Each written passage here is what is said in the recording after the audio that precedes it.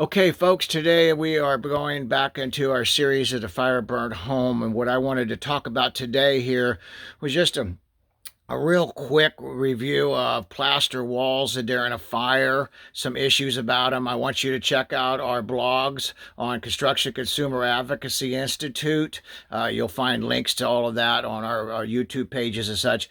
But there's a plaster walls. Now, a fire reaches, wood starts burning right around to 500 degrees and up, and really big house will start catching bad around 1100 degrees.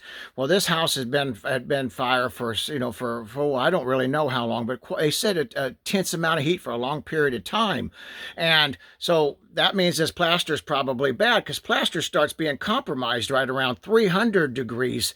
And then, of course, the higher it gets, the more that it actually, well, I read about a blog about that, about the compounds. I'm not going to get into all the boring stuff, but that is very important to know that this plaster walls literally have been compromised because of the extreme amount of heat.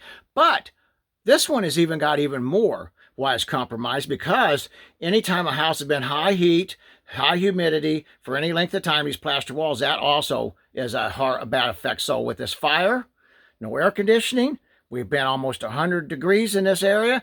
We're in the Midwest, high humidity. This house is soaking wet, still dripping a week and a half later downstairs through the basement from so much water in it. Yeah, wet. But let me check with that. So now you know a little bit about that. But let's talk about how we're going to check another way. So if you want to check it, you can do it this way.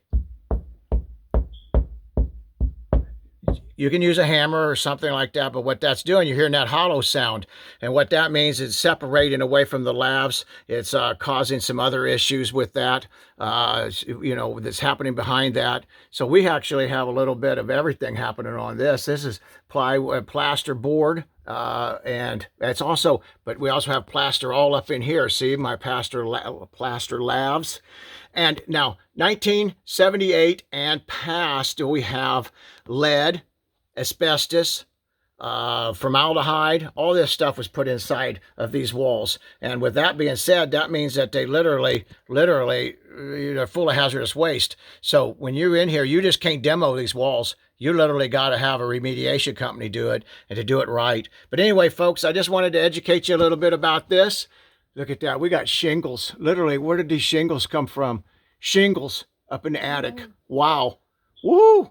Okay, I don't know where that come from. Anyway, folks, thanks for watching our videos.